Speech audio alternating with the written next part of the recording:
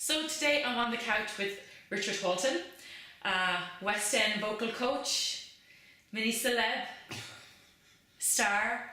He has played in huge roles. The most probably famous one is the Phantom of the Opera, playing the Phantom. And you've done loads of shows. You had a whole career as an actor, performer on stage, and now you teach in London and internationally as well. And he recently came over to do a workshop on storytelling and acting through song and stage performance in Ireland, as with our industry mentorship events. So today we're going to talk about your vocal journey and what you do best, basically, which is acting through song and delivering the story of a song on stage. So do you want to talk maybe about your early career, maybe? Give people an introduction to that. Yeah, so I trained classically at the Guildhall School of Music and Drama, and it was really based on voice building at that time. There wasn't a whole lot of attention given to acting. There's a few modules in the course and that. But of course, when you're talking about theatre singing as opposed to choral singing or concerts or whatever, you have to inhabit a character, obviously, because you're playing another person. So you rely a little bit on the instinct of the singer, but also doing acting classes. And acting through song is a very specific art form, because in certain types of music, you're going to have to sing long phrases or repeat phrases, words, over and over and over again, which is a very specific thing. It's not like straight acting, where you say one line and that'll be it. I suppose the difference between musical theatre and pop or more contemporary music is that the composer has written it a particular way to bring across a particular feel for that character, so that the phrasing is very important, where stylistically in pop and contemporary music we can add it a bit differently. Yeah, and you make it your own, very, very much. When you're inhabiting a character, then obviously you're pretending to be somebody else. So there are specific demands on that, and so it requires quite a lot of technique, and you have to really think about and you have to empathise with the character you're playing. So there's a real skill to that, which you learn little tricks of the trade as you go through your career, and build your artistry. But it's that marriage of vocal and acting, which is so specific for theatre. So you do it so well. I've had workshops with you before on previous occasions, and where you've taken. I just said to people when I was describing you coming over, it's like you can talk about a dog and, I don't know, a bone, but you'd have this whole story about this dog, and you'd be so intense about it. It's a particular kind of dog, and you'd really get into the character of such a small story or small text to bring out more colour and more expression of the song. Because, it's incumbent on us as artists to keep the attention of the audience. Yeah. And if you switch off, or if you just go into neutral gear, autopilot. Then the audience aren't going to be taken on that emotional journey that you're on, So you're having to reinvent the wheel continuously and really think about the journey of the character from the beginning, their first entrance, right through to the last moment in that show or in the song. It's a microcosm, so everything is really shrunk down into that one song. So you're never treading water with it. You're always thinking every line you sing, you have to have an opinion about what the character is feeling for that one line. It can never be generic, because then you're in danger of losing the audience's attention. And I know the story, I suppose, is different for musical theatre compared to contemporary style, but that's something that we would use as well with contemporary style singing as well. Particularly, I find, for me, it helps with nerves, that women particularly like a job to do. And so if you have a job to do, this is the emotion I'm expressing in this line, and it's the emotion expressed in this line. It helps you stay connected. Yeah. But it's also very difficult. I think I'm a bit a scatty person sometimes, and it's very hard to be in that now all the time, which is the demand of musical theatre. Well, yeah, but you can also apply that to any kind of singing, because the one thing every genre has in common is that you're conveying words. Yeah. And the words, it's much more personal. As Karen singing, you're singing a pop song. It's very personal to you. Yeah. And pop singers and musical theatre singers are different animals, because in musical theatre you're inhabiting somebody else's shoes. Yes, and exactly. That's the difference. Exactly, yes. And I suppose having the technique to go with those demands and not to be defaulting to what you naturally do, and to have to step into the shoes of that person, I suppose, and vocally deliver how that character should deliver. Yeah. You never want to be preoccupied by your technique. Your vocal technique has to be there on the back burner. There are moments, obviously, in various songs where you have to engage the brain and think, how am I going to approach this line? Yeah, that's right. Yeah, and it's like any other discipline, whether it's a sporting discipline. There are moments where Roger Federer has to think about, oh, here comes a smash. I must, send this ball away. But obviously, and goal kickers in rugby union or in penalty taking, football or golf swings, it has to be something which is reflexive, automatic. And be committed to it. Yeah. So when you're on stage, it's all about you inhabiting a character all the time. And telling that story. Yeah, all the time. So for singers who maybe come to a workshop then, how would you advise them, say, for future workshops? Obviously they just had one with you. Yeah. So for future workshops to come, to have that commitment and that readiness, what would you... Well, first of all, I would say if you're going to work on character and acting through the song, you've got to know the song. Obviously. So when I say know the song, I mean know the song, i.e. know all the words, know when your entrances are, how many beats rest you've got in between each entrance, know what you want to do with the song, have an opinion about it, bring something to the table in terms of something to work on as well. Yeah. It can't be just a blank canvas, So it depends on what stage you're at in terms of your learning. Whether you're able to read music. If you're not able to read music, then you're going to have to learn the piece hourly, whether that's from YouTube or from a CD or whatever. But if you're going to do it by that method, then you still have to make that song your own. It's not just a question of just copying somebody else. If it's a pop song, try not to take on the vocal mannerisms of the artist this piece is associated with, because it's very easy then to sound like it's a karaoke. Karaoke's great, it's fun. For karaoke, but it's not really genuine. It's not from a genuine standpoint, because, as I say, audience members, anybody in a workshop situation who's in the audience, we're quite selfish people. We want to be taken on that emotional journey. And if that we're not being connected with by that singer, then we feel shortchanged, or there's something not quite right. So we switch off. That CD. We're selfish. Yeah. In the nicest possible way. Yeah. So it's absolutely, totally dependent on that singer connecting with that audience by having an opinion about what they're singing about. We actually did a previous workshop with Randolph Matthews on stage performance and charisma, and one of the things I really liked that he did at the end of our workshop was he reminded the singers that music began the community, and it was a communal, project, and it's not a them versus you. No. And that's why I think your stage craft and your ability to deliver a song is so important. It's just as important as your technique. Yeah. Some people either work on the technique or else they do singing, and I'll put my hands up and say I was one of those people. But you do actually have to bring both along with you. Yeah, I think technique is a necessary evil, if you like, a necessary thing in order to facilitate a clearer, direct link between the audience and you are, as the performer, you are the conduit between the composers, songwriters, and the audience who the songwriter is trying to contact.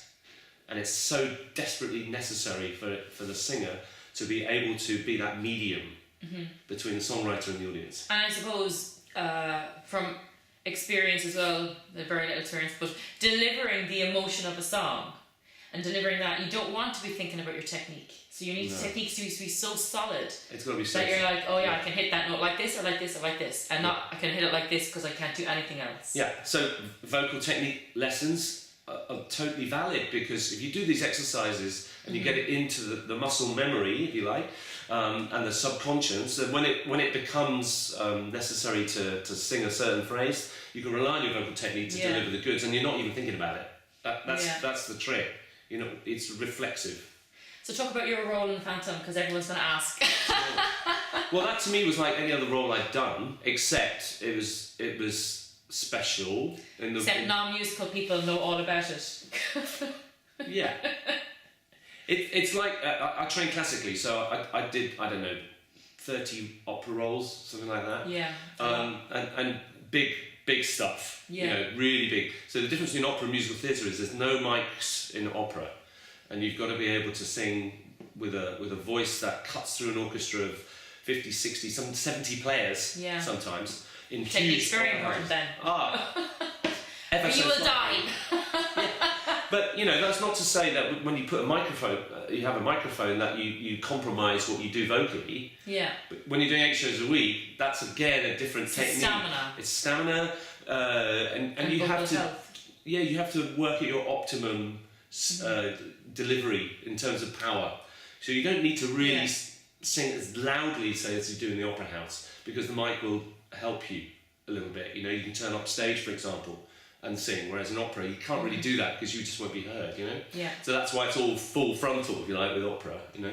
Anyway, with the Phantom, the challenges with that piece are the spoken and shouted dialogue that you have to do. To jump. Yeah, go from one to the other, but Yeah, it's just difficult. the emotional intensity. The character's an amazing character. What Michael Crawford, the original Phantom, did back in 1986 or whatever it was, and Hal Prince, the director, is that they invented this. They evolved this incredible character. Somebody who is charismatic yet repulsive. Somebody who's like a terrorist. He murders people. He holds Sounds people just like you.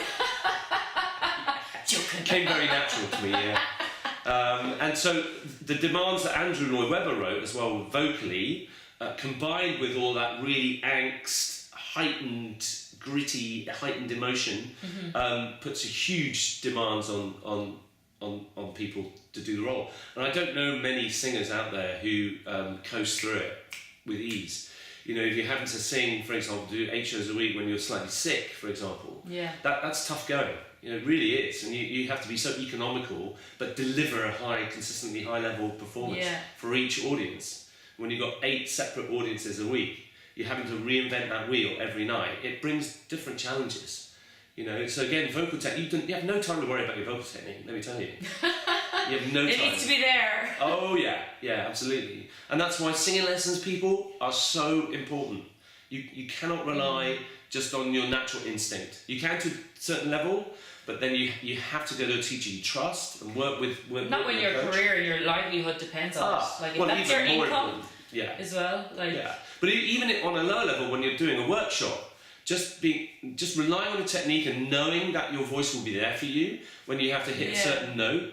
There's a lot of comfort in that. Oh yeah, massively. It helps you relax and much your more. confidence, because a lot of people will come for singing lessons to build their confidence as well. Yeah, which is and fantastic. actually knowing how your voice works, which a lot of people don't, or knowing the instrument that they have and like what it sounds like in this colour or what it sounds like up here. So many people aren't aware of this full sound of their voice from the bottom to the top of their range. Yeah. And once you start to get to know that, then using those colours is much easier. Much easier. It's like getting to know a friend. You get to know their foibles. Never stay near again. Well, you know, you like spending time with people, and certainly vocally, you want to spend time with your voice, getting to know your voice, and having that third ear and third eye, for that matter. You know, having somebody who's a teacher, what you're experiencing in your body might not necessarily be what they're hearing. Yeah. So you trust that so teacher. Loud. We've got a lot of that. And it's like, no, that's normal. Yeah, I mean, that happened a lot yesterday in the workshop. Some singers would feel like they're shouting, but the audience, when asked, they said, no. Yeah. So what advice would you give someone for acting through a song or connecting to the story of the song? Well, you can read around the subject to a certain extent. I mean, look at the music, look at the words off the music. So if you just print out the lyrics and you read them and you think around it, because a lot of pop songs, especially, are quite sort of metaphorical, ambiguous. Yeah. And so it's open to interpretation sometimes. If you Google the meaning of night call or whatever, it can mean different things to different people. Yeah. And that's lovely. That's great because it gives you a scope. It gives you scope to bring your own slant to it. You know what I mean? Whereas with musical theatre, it's a little bit more cut and dry. There's not those the parameters of interpretation. I suppose because you are playing a character, whereas in more contemporary singing, it's about finding your own voice, and finding your own authenticity as well. Yeah, and the lyrics can mean different things to different people, and that's what's beautiful about it, you know? So you're not going to get two performances exactly the same. So that's lovely. So I would say take the words off the music and analyse them in your mind. Play with it, you know, just think, well, what could I do with these lyrics? Mm-hmm. How could I bring something different to them, you know? How does that relate to me and my life experience? Because then when you do come to sing it, there's something a little bit more organic and a little bit more genuine about it, because it's coming through you. And again, that's enhancing that you are the medium between the songwriter and the audience. There's something genuine about a performance, heartfelt. And when it's heartfelt, the audience are going to enjoy it much more. Pay more money. They'll pay more money. Yeah. Or if it's a funny song, if you're connecting with that comedy and you take, you know, that the audience on your comic journey, they're going to love it even more because you're having a good time, they'll have a good time. And what about, yesterday you talked a little bit about the uni focus and the group focus. Yeah. So do you want to just elaborate for that for people watching at home? Yeah, well, each song has a different focal point, a focal energy, if you like. Some songs require you to connect. It's like a soliloquy, which means that it's very much done for you. It's a song about introspection. There are songs which the character is sort of questioning what has just been said or what they're going on to say, so they might share that with the audience directly. There are songs which are very much sort of out there, and you have to identify what the demands of the lyrics, what the lyrics are saying through you, whether it's sharing with the audience, whether it's more introspective, but then, you know, it's not a question of looking down, because then you lose contact with the eyes. So you might look up and you might introspect that way, you know, it might be inwardly, sort of, what am I thinking? How am I feeling about that, you know? And some are much more direct. We call that a unifocus, where it's right over the head of the audience. But the audience is still like flies on the wall, buying into what you're feeling, what you're saying. So you kind of have to, this is all part of the analytical process of before you even with really the words. sing. Yeah. What am I trying to say? What is the song about? How's the character feeling? It's an MT song. And then you adapt your performance according to, you know, what you analyse, I suppose. And I actually tell all my singers as well, print out the lyrics.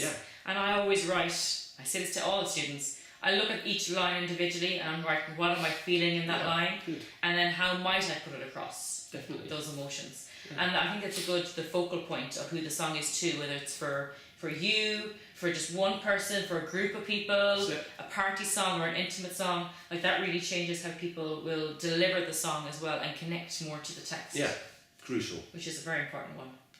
Very important one. You nailed it. All in one sitting, eh? Is there anything else you'd like to add? Oh, we're out of time. I'm joking. The last thing I would say is that singing is to be enjoyed. It's a privilege to be able to sing, and the technical things are important. They're very, very important. But working on your musicality, working on the theory of music, so that you understand how a song ticks, how it works.